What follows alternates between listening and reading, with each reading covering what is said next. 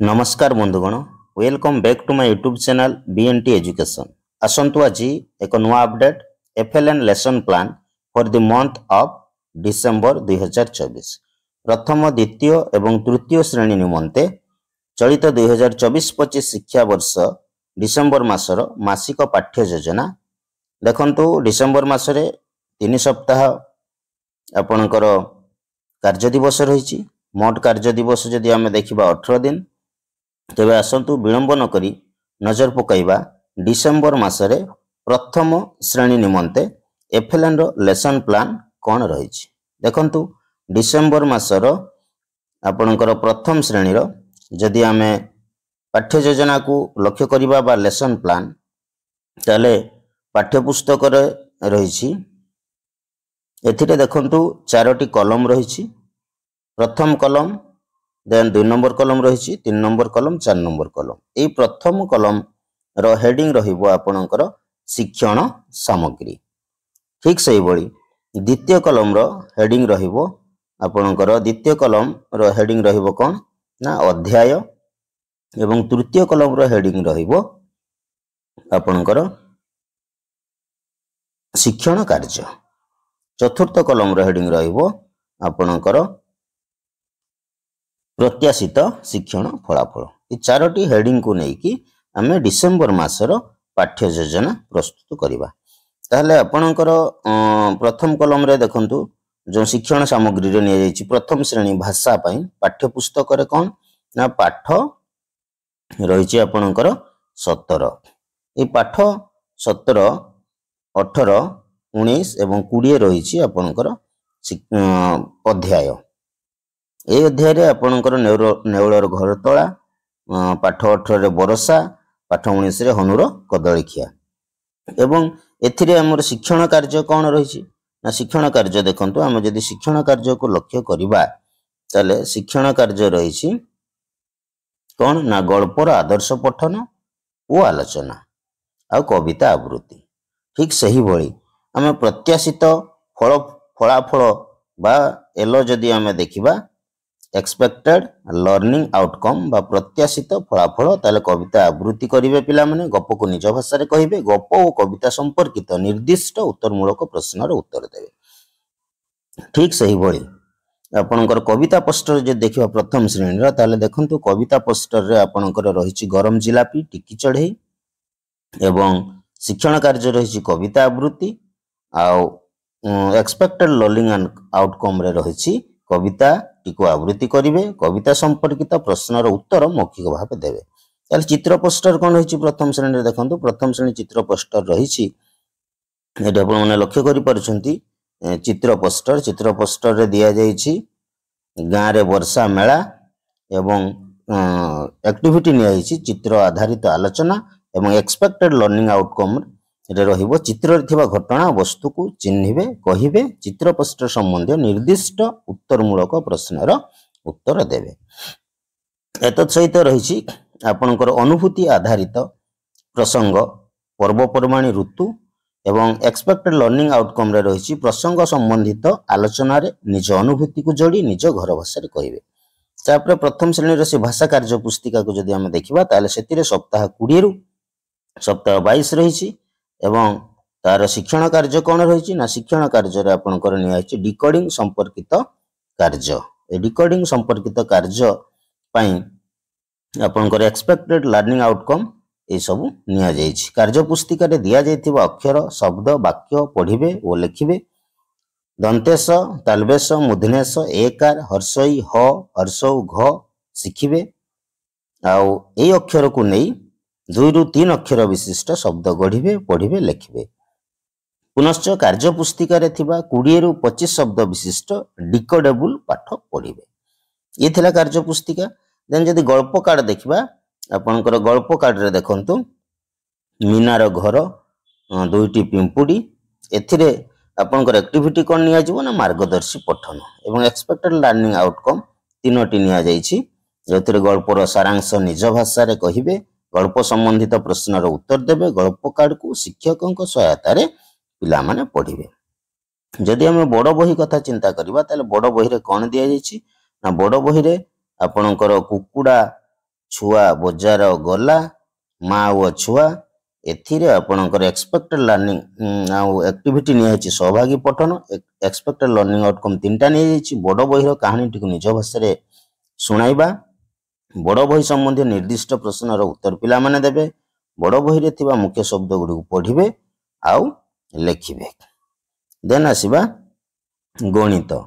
ଗଣିତର ସେଇଭଳି ପ୍ରଥମ ଶ୍ରେଣୀ ପାଇଁ ଦେଖନ୍ତୁ, ଯଦି ଆମେ ଗଣିତର ଲେସନ ପ୍ଲାନ୍ ଦେଖିବା ତାହେଲେ ପାଠ୍ୟପୁସ୍ତକ ନିଆଯାଇଛି ସେ ନେଉଳର ଘରତଳା ଏବଂ ଏଥିରେ ଚିତ୍ର ଆଉ ପ୍ରଶ୍ନ ରହିଛି ଆକ୍ଟିଭିଟି।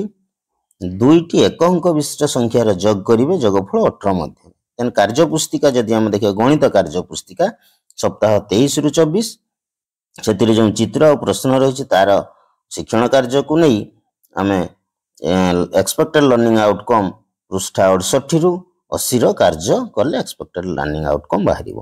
ଜିକେ କିଟ୍ କଥା ଯଦି ଦେଖିବା, ନେଉଳର ଘରତଳା ଅଧ୍ୟାୟରେ ଆକ୍ଟିଭିଟି ରହିବ ସାମଗ୍ରୀ ଗୁଡ଼ିକୁ ବ୍ୟବହାର କରି ଯୋଗ ଆଉ ସାମଗ୍ରୀ ଗୁଡ଼ିକୁ ବ୍ୟବହାର କରି ଯୋଗଫଳ ନିର୍ଣ୍ଣୟ କରିବେ। ଦେନ୍ ସେଇ ଜିକେ କିଟ୍ର ଯେଉଁ ସଂଖ୍ୟା ରେଖା ରହିଛି ତା ସହିତ TLM ନିଆହେଇଛି ବା ଶିକ୍ଷଣ ସାମଗ୍ରୀ ମାଳି, ପୋଷାକ କ୍ଲିପ୍, ସ୍କୋୟାର କାଉଣ୍ଟର, ପରିବେଶରୁ କାଠି ଗଡ଼ି।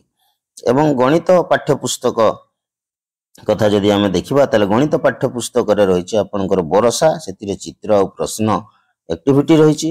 ଏକ୍ସପେକ୍ଟେଡ ଲର୍ଣ୍ଣିଂ ଆଉଟକମ୍ ରହିଛି ପୂର୍ବବର୍ତ୍ତୀ ଆଉ ପରବର୍ତ୍ତୀ ମଧ୍ୟବର୍ତ୍ତୀ ସଂଖ୍ୟାକୁ କହିବେ ଏବଂ ଲେଖିବେ।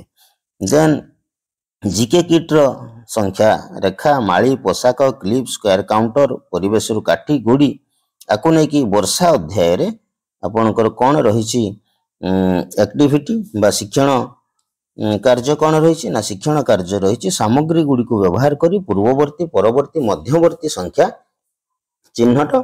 ଏବଂ ଏକ୍ସପେକ୍ଟେଡ ଲର୍ଣ୍ଣିଂ ଆଉଟକମ୍ରେ ଆପଣଙ୍କର ରଖାଯାଇଛି ସାମଗ୍ରୀ ବ୍ୟବହାର କରି ପୂର୍ବବର୍ତ୍ତୀ, ପରବର୍ତ୍ତୀ, ମଧ୍ୟବର୍ତ୍ତୀ ସଂଖ୍ୟାକୁ କହିବେ ଆଉ ଲେଖିବେ। ଦେନ୍ ପାଠ୍ୟପୁସ୍ତକ ଯଦି ଆମେ ଦେଖିବା ଗଣିତ ପାଠ୍ୟପୁସ୍ତକ, ତାହେଲେ ସେଇ ପାଠ 19 ଅଧ୍ୟାୟରେ ହନୁର କଦଳୀ ଖିଆ ପ୍ରସଙ୍ଗରୁ ହାତ, ଚାଖଣ୍ଡ, ବାଡ଼ି ବ୍ୟବହାର କରି ମାପ କାର୍ଯ୍ୟ ଆକ୍ଟିଭିଟି ରହିବ। ଏକ୍ସପେକ୍ଟେଡ ଲର୍ଣ୍ଣିଂ ଆଉଟକମ୍ ରହିବ ଅଣମାନକ ମାପ ବ୍ୟବହାର କରି ଦୈର୍ଘ୍ୟ ମାପିବେ। ଆଉ ପୁଣି ଯଦି ମୂଷିକ ରାଜାରେ ଆମେ ଦେଖିବା, ମୂଷିକ ରାଜାରେ ମଧ୍ୟ ଏକ୍ସପେକ୍ଟେଡ ଲର୍ଣ୍ଣିଂ ଆଉଟକମ୍ କ'ଣ ରହିଛି ନା 2ଟି ଏକ ଅଙ୍କ ବିଶିଷ୍ଟ ସଂଖ୍ୟାରେ ଯୋଗ କରିବେ 18 ମଧ୍ୟରେ। ଇଏ ଥିଲା ପ୍ରଥମ ଶ୍ରେଣୀର ଆପଣଙ୍କର ଗଣିତ।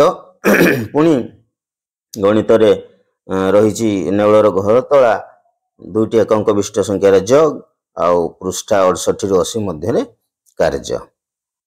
ଇଏ ଥିଲା ଆପଣଙ୍କର ପ୍ରଥମ ଶ୍ରେଣୀ ନିମନ୍ତେ ଯେଉଁ ଶୈକ୍ଷିକ କ୍ୟାଲେଣ୍ଡର ଅନୁସାରେ ଆପଣମାନେ ଲେସନ ପ୍ଲାନ୍ ଡିସେମ୍ବର ମାସରେ କ'ଣ କ'ଣ ନେଇପାରିବେ। ଦେନ୍ ଆସିବା ପରବର୍ତ୍ତୀ ଆମେ ଦ୍ୱିତୀୟ ଶ୍ରେଣୀର ଗଣିତ ଆପଣଙ୍କର ଭାଷାରେ କେଉଁ କେଉଁ ଆମେ ପ୍ଲାନ୍ ରଖିବା। ଦେଖନ୍ତୁ, ଆମେ ଯଦି ଲକ୍ଷ୍ୟ କରିବା ଦ୍ୱିତୀୟ ଶ୍ରେଣୀର ଡିସେମ୍ବର ମାସର ପ୍ଲାନ୍, ତାହେଲେ ଆସନ୍ତୁ ସେ ଡିସେମ୍ବର ମାସର ପ୍ଲାନ୍ ଦେଖିବା, ଯେଉଁଥିରେ ରହିଛି ଆପଣଙ୍କର ଡିସେମ୍ବର ମାସରେ ଦ୍ୱିତୀୟ ଶ୍ରେଣୀର ଭାଷା। ଡିସେମ୍ବର ମାସ ପାଇଁ ଆପଣଙ୍କର 3 ସପ୍ତାହର ଶୈକ୍ଷିକ କାର୍ଯ୍ୟ ଯୋଜନା ରହିଛି। ପାଠ୍ୟପୁସ୍ତକରେ ଦ୍ୱିତୀୟ ଶ୍ରେଣୀର ପ୍ରଥମେ ନିଆଯାଇଛି ଭାଷା। ଭାଷାର ପାଠ୍ୟପୁସ୍ତକକୁ ଯଦି ଆମେ ଲକ୍ଷ୍ୟ କରିବା ତାହେଲେ ଭାଷାରେ ଦେଖନ୍ତୁ ପାଠ୍ୟପୁସ୍ତକ ଦିଆଯାଇଛି ଗଦ୍ୟ ପାଠ 17 ସ୍ୱାଧୀନତା ଦିବସ। ଏଥିରେ ଶିକ୍ଷଣ କାର୍ଯ୍ୟ କ'ଣ ରହିବ ନା ଶିକ୍ଷକଙ୍କ ଆଦର୍ଶ ପଠନ, ପିଲାଙ୍କ ମାର୍ଗଦର୍ଶୀ ଓ ସ୍ୱାଧୀନ ପଠନ ଏବଂ ପ୍ରତ୍ୟାଶିତ ଫଳାଫଳ ଏସବୁ ରହୁଛି। ପ୍ରତ୍ୟାଶିତ ଫଳାଫଳକୁ ଯଦି ଆମେ ଲକ୍ଷ୍ୟ କରିବା ତାହେଲେ ଗଦ୍ୟଟିର ସାରାଂଶ ନିଜ ଭାଷାରେ କହିବେ, ଗଦ୍ୟ ସମ୍ପର୍କିତ ସରଳ ପ୍ରଶ୍ନର ଉତ୍ତର ମୌଖିକ ଓ ଲିଖିତ ଭାବରେ ଦେବେ। ଯେହେତୁ ଦ୍ୱିତୀୟ ଶ୍ରେଣୀ, ଗଦ୍ୟରେ ଆସୁଥିବା କିଛି ନୂଆ ଶବ୍ଦକୁ ନେଇ ବାକ୍ୟ ଗଠନ କରିବେ। କାର୍ଯ୍ୟପୁସ୍ତିକା କଥା ଯଦି ଦେଖିବା ଭାଷାର, ତାହେଲେ ଭାଷାର କାର୍ଯ୍ୟପୁସ୍ତିକାରେ ଆପଣଙ୍କର ରହିଛି ପାଠ 121ରୁ ପାଠ 138 ଅର୍ଥାତ୍ ସପ୍ତାହ 21ରୁ 23 ଏବଂ ଶିକ୍ଷଣ କାର୍ଯ୍ୟ ରହିଛି ଡିକୋଡିଂ ସମ୍ପର୍କିତ କାର୍ଯ୍ୟ ଏବଂ ପ୍ରତ୍ୟାଶିତ ଶିକ୍ଷଣ ଫଳାଫଳ ବା ଏଲ ରହିଛି। କାର୍ଯ୍ୟପୁସ୍ତିକାରେ ଦିଆଯାଇଥିବା ଶବ୍ଦ ବାକ୍ୟକୁ ପଢ଼ିବେ, ଲେଖିବେ, ପାଠ ଗୁଡ଼ିକୁ ପଢ଼ି ମୌଖିକ ଓ ଲିଖିତ ଉତ୍ତର ଦେବେ। ଏତତ୍ ସହିତ କାର୍ଯ୍ୟପୁସ୍ତିକା ଦିବସ 1 ଓ 3ରେ ଦିଆଯାଇଥିବା ଫ୍ଲୁଏନ୍ସ ଟେକ୍ସଟ ଏଇଟା ମଧ୍ୟ ଆପଣଙ୍କର ଅଧ୍ୟାୟରେ ରହିବ ଏବଂ ଧାରା ପ୍ରବାହ ପଠନ ପ୍ରତି ମିନିଟ୍ରେ 25 ରୁ 35 ଶବ୍ଦ ବିଶିଷ୍ଟ ବୟସ ଉପଯୋଗୀ ପାଠକୁ ପଢ଼ିବେ। ଦେନ୍ ଆସିବ ଦ୍ୱିତୀୟ ଶ୍ରେଣୀର ଦେଖନ୍ତୁ ଗଣିତ। ଦ୍ୱିତୀୟ ଶ୍ରେଣୀ ଗଣିତ ପାଇଁ ଯଦି ଆମେ ମାସିକ ପାଠ୍ୟ ଯୋଜନା ଡିସେମ୍ବର ମାସର ପାଠ୍ୟ ଯୋଜନାକୁ ଦ୍ୱିତୀୟ ଶ୍ରେଣୀରେ ଦେଖିବା ତାହେଲେ ପାଠ୍ୟ ପୁସ୍ତକ, କାର୍ଯ୍ୟପୁସ୍ତିକା, ଜିକେ କିଟ୍ ଆଉ ଅନ୍ୟାନ୍ୟ କ'ଣ ସବୁ ରହିଛି ଡିସେମ୍ବର ମାସରେ। ଡିସେମ୍ବର ମାସରେ ଦେଖନ୍ତୁ ରହିଛି ପାଠ୍ୟ ପୁସ୍ତକରୁ ଆପଣଙ୍କର ପାଠ 12 ଏବଂ ପାଠ 13।